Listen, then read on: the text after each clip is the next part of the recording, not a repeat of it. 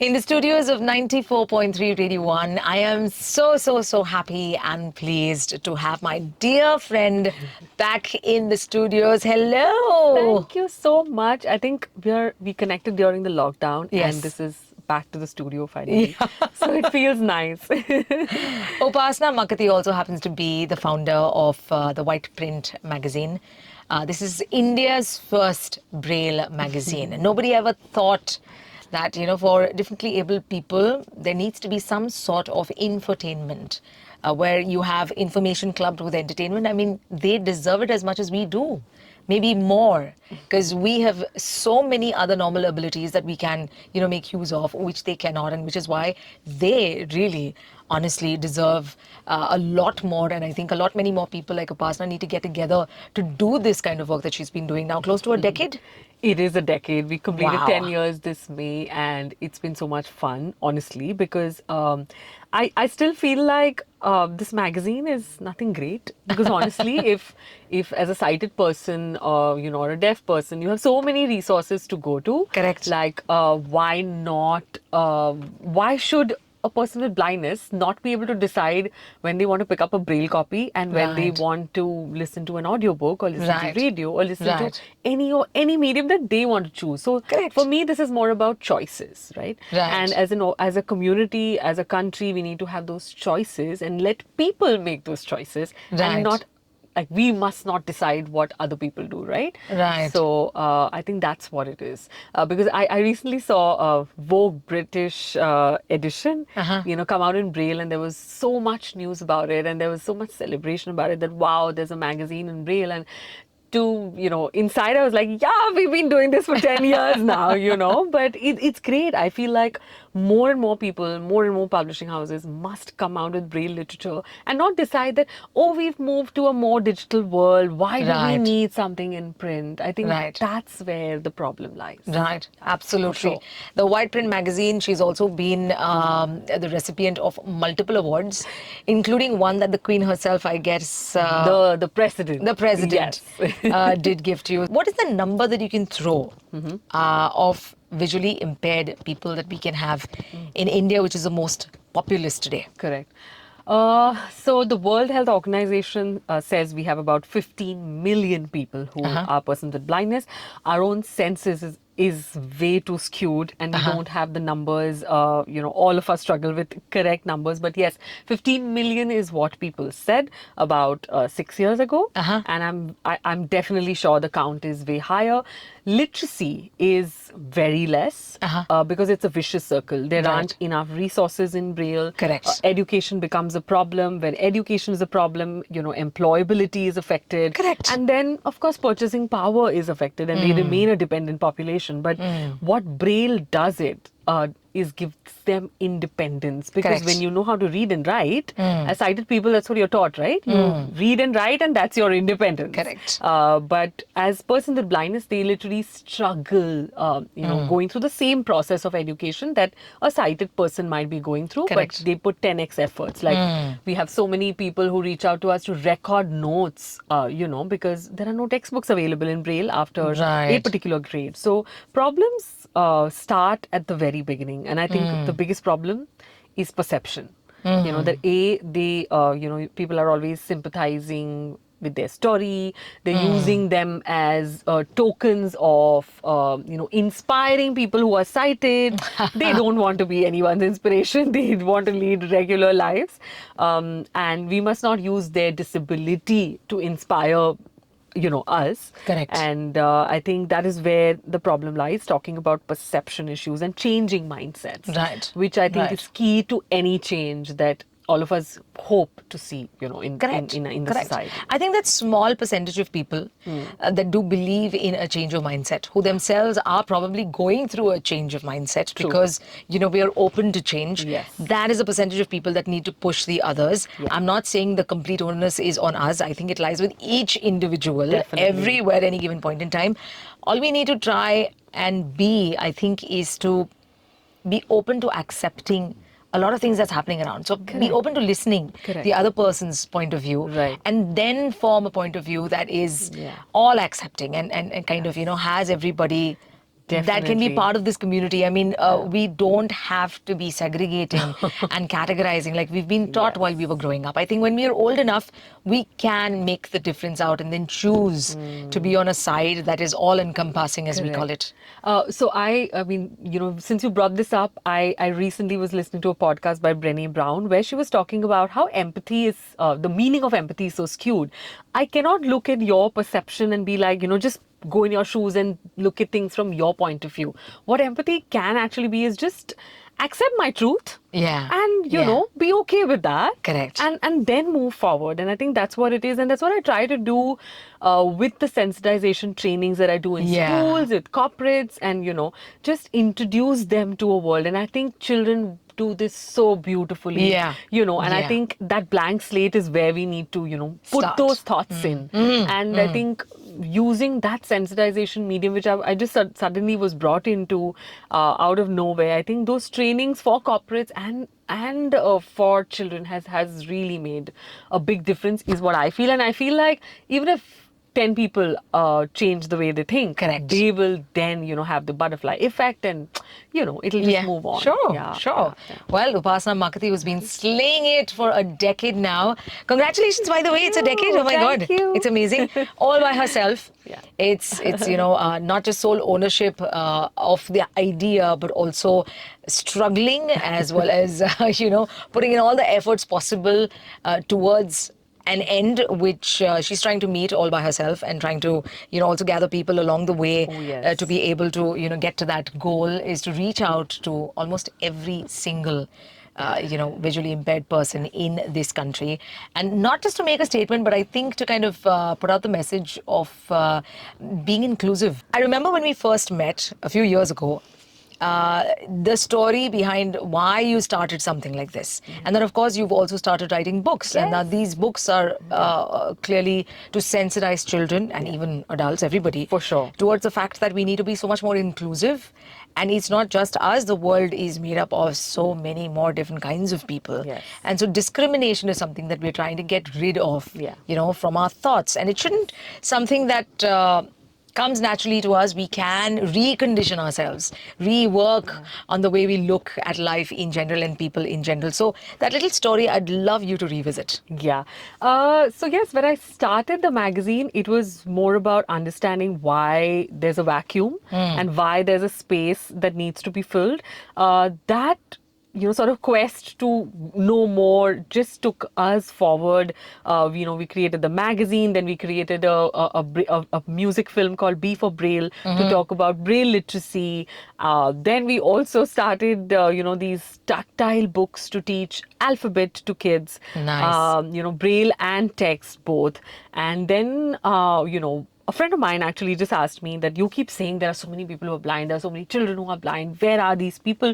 Why don't we see them in a city like Bombay? And that's where I'm like, you're right. But the only answer to this is that our places of entertainment, our places of recreation, none of it is accessible. Correct. Right? We don't make things easy. If somebody who is on a wheelchair or somebody who is a person with I was blindness, actually coming to that. Help people Yes. with other disabilities also don't have Correct, access to absolutely. a multiplex for that matter. I haven't seen anybody on a wheelchair coming and watching a movie. Because that's what happens, right? And then you feel like, oh, but these people don't exist. Like, first of all, tagging them as these people don't exist is wrong. But the second is you've ensured that you don't make those infrastructure accessible. Like, for instance, when I went with my books to a bookstore in Bombay, they told me, but people who are blind don't come here. I said, yes, they don't come here because they know that you don't have Braille books, Correct. right? And you're not accepting of them. Absolutely. So, why should a person with blindness only go to a blind school or a national association to get what they need to read, right? That's so much more effort. I should be able to sit at home and just order my books how I do these days, right? Correct. So that's the whole idea.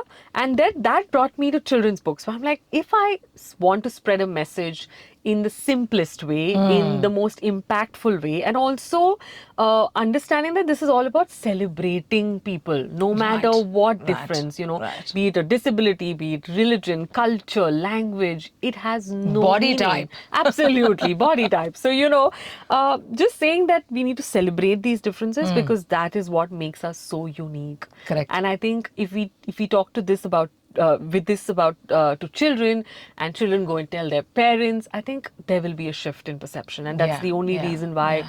we write these books. And the books are also there in Braille, so we definitely want to make sure that we are being as inclusive as possible. We also have digitized copies that are Nice. accessible to people, and also one of the first books we also did it as a sign language story. So to Nice. make it more and more inclusive and reach with that message to more and more people. You came up with this, you came up with the thought. People were very welcoming, at least those within the For sure, community. yes. And they were like, okay, this can happen in our lives. Yeah. And we can know so much more about what's happening outside of our lives. Yeah. And learn, to be kind of closer to what's happening outside of us. Correct. Otherwise, the conditioning has been because you don't have access to anything outside, you might as well, stay within your community, and that's your little Yeah. world, your little bubble, because we all create bubbles of our own. Correct. Unfortunately, we do cross paths, because we do have someone in the family or Yeah. far off family who may be Yeah. impaired in Yeah. one form or the other, not just visually impaired. I'm Correct. here also talking about the other disabilities that absolutely. we may have. Yeah. And so this message that you're carrying out to people, the response that came your way and how lives are changing, tell us a little about that.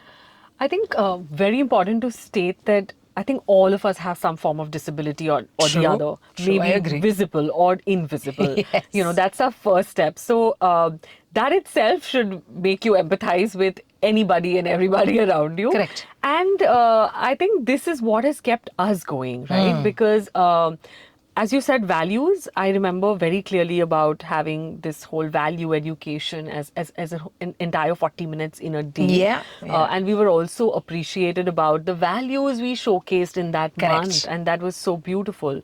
But I think with people, what I see is, they see people with any form of disability as a means to be inspired by, and secondly, a way to feel better about themselves. Ooh, oh God, that it's so is flawed. a big one. Yeah, Yeah. that's a big one. And I think this is very unconsciously passed on to Correct. children, that we see somebody on a wheelchair or we see somebody who's blind, and the parent will immediately probably say, see, you have everything, you have nothing to complain about, but look at that person, they have nothing but still they are smiling.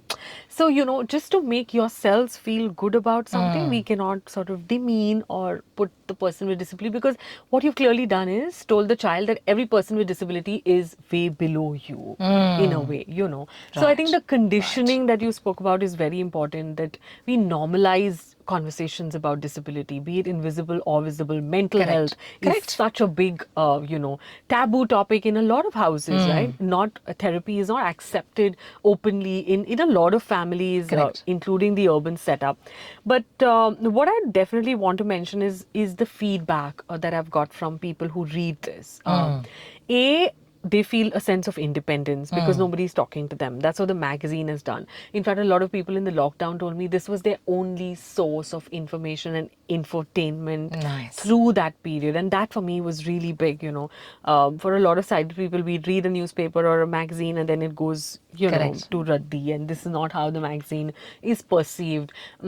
Also, the storybook, I was really shocked that the story is meant for kids. But I had people who were 16, 18, 19 who have ordered the book, and I said, in Braille. And said, but why would you want to read? She's like, I have nothing to read in Braille and I want to read. I'm hungry to read. And I'm like, okay, like I feel bad and good at the same time, but this is the reality of this country. And not only this country, a lot of people, in the US have told me, a lot of people in Australia have bought these books in Braille. And I was very surprised, to be very honest, that means there aren't enough magazines and books that are available in Braille. Not every publisher is very willing to put that money in and print in Braille. But it's a long route, Annie. But I think every step is important, and Yeah. that is what has honestly kept us going for the last 10 years.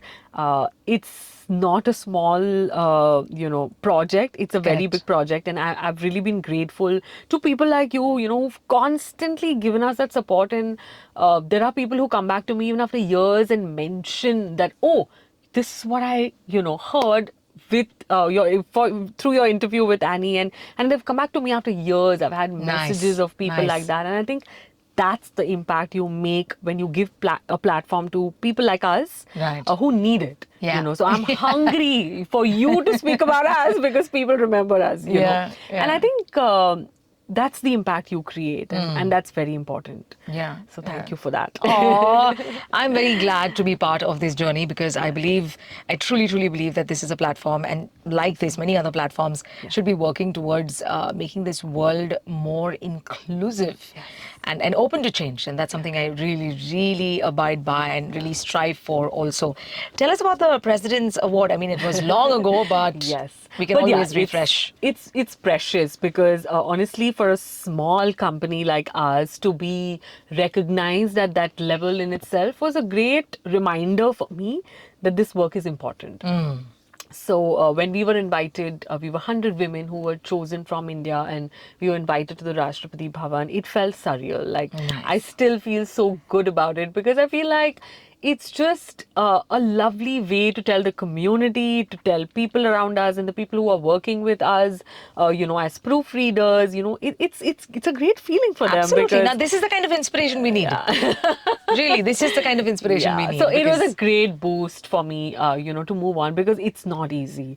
Yeah. The pandemic has made it worse for us, in terms of attracting more funding. I think a lot of people who are in the space like us do face this, especially when you're non-tech. It's a big problem, but we know that awards like these are just not only awards, and they are just reminders that when you do work with a pure intention and there is you want to walk that path which is really sort of challenging, things will fall in place and things will come. We've never chased these awards. I know a lot of people who come to me and say that can you help us understand how to work to get some award of this nature, and I'm like, no, that's not the path I follow. It's about follow what you honestly love doing, Yeah.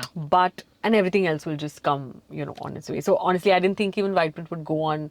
We'd print for 10 years, but we've had some really wonderful people. Like, I have had Geeta and Manju, who are two amazing women, who just came on. I've never met them till date, but Geeta is now the associate editor for the magazine, and she just came on and she said, I want to edit a magazine like this. Can I be a part of it? And How nice. it's been about 6 years since she's been contributing articles, and about 2 years that she finally is the associate editor, and she contributes and writes such beautiful pieces and helps me, and it feels so great. Wow. Run Sabas Run is also one of the series that you Yes, started. this is the book.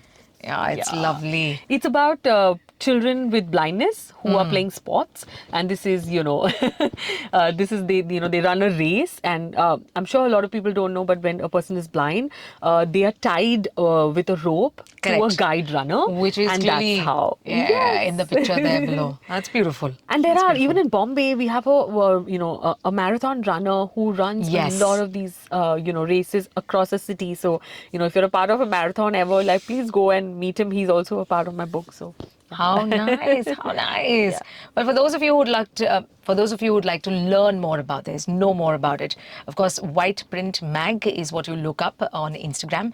And for subscriptions, I believe it has a link on yes, your Insta. and you can go to our handle. website www.whiteprint.in, and you have all the information there. All right, whiteprint.in.